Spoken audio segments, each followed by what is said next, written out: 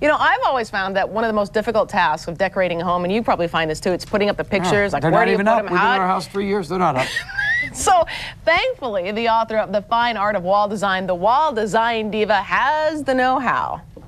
Decorating a wall can be so problematic, but luckily for us, we have the Wall Diva here, Suzanne Gallagher. Now, Suzanne, taking a look at this wall in the house we're in, this is a triangular wall going up a staircase. Right.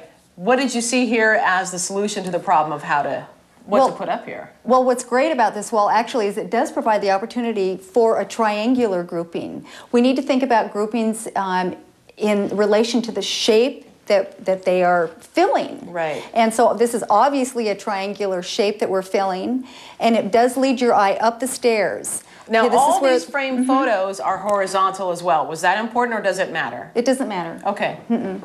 But also what's fun about this is that these are family photos. There are people in these pictures that that the family knows, right. And so they're a conversation piece, which is wonderful for you know, an entry area. All right. When speaking of entry, the first thing when you open the front door is this very large framed mirror, and you really are a big believer in a mirror in the front entryway. I love a mirror in the entry. You know, it's inviting. It expands the space. Depending upon where you're standing in this entry area, you see reflections of the rooms that are adjacent to it. Now, would a horizontally framed mirror work here? It seems like it works better because it's vertical, because this is a vertical wall. And we have a very tall ceiling, and so it pulls the eye up, and it reflects, you know, it reflects the architecture across from the mirror. All right, let's move into the living room and take a look at the grouping there. And all of these pieces here are very different. You have a very eclectic grouping, not all the same. Right. The only thing that's similar about them is the gold frame, really. Well, and some of the colors. Okay.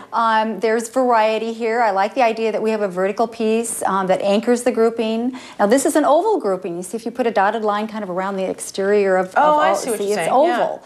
Yeah. The weight is to the left. We have two pieces on the left, which creates variety, and the one piece on the right. Do you always have the weight, as you say, on the left? Usually, again, it depends on the space, but that's a good rule of thumb. Most of these are guidelines. You know, they're things that you follow when you really don't know. You know, you're not quite sure. If you follow the guidelines, you're pretty much going to hit it dead on. Now, with this grouping here in the living room, as we move into the dining room, do you have to keep something similar in mind here, or what is your solution with this? Well, in the dining room, we put a fun piece. This is a canvas transfer, and it pulls the colors from the living room into the dining room. It's not quite as formal. I love the black and white combination in the framing, and we've repeated that, you know, in the table. Oh, wait, and look, take a look, because there's a cat that's also framed in the mirror to the left. There you go. In the window to the left. See, now that is art as well, isn't it? That is art, yes. In the kitchen, this is a really terrific grouping. Oh, thank you. I think it works fantastically as well. Notice how the shape of each of the images framed repeats the painting in the windows. And it draws your eye upward. And very colorful. Works in the kitchen. Very colorful. All right, let's move into the family room. And as we go into the family room, let's talk about color and color on the walls. Yes, the color on the walls, of course, is very important. And you don't have to match the color.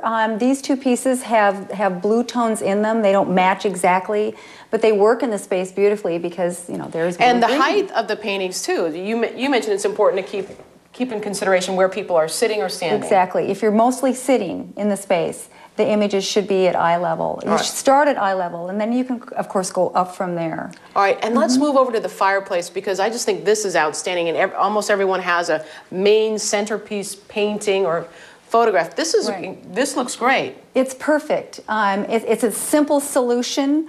The piece is vertical because, again, it pulls your eye upward. We painted these walls, the wall at the end of the room the same color as the ceiling, so it pulls your eye, you know, all the way up.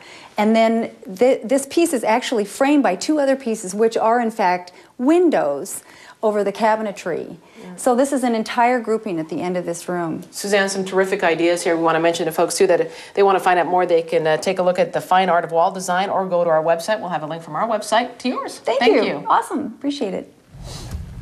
She had really good information, by the way. The Wall Design Diva, you can call her at 503 503-579-ARTS. I got a little hesitant there because ARTS is also where you can buy tickets for shows at times, but different prefix. You know, she's really good. She's excellent. Really, really good. You know what? Because we've got pictures when we moved that aren't up on the wall yet. I think we ought to have her come out and take care of that. She'll take care of that problem. Hey, let's check in with Kara.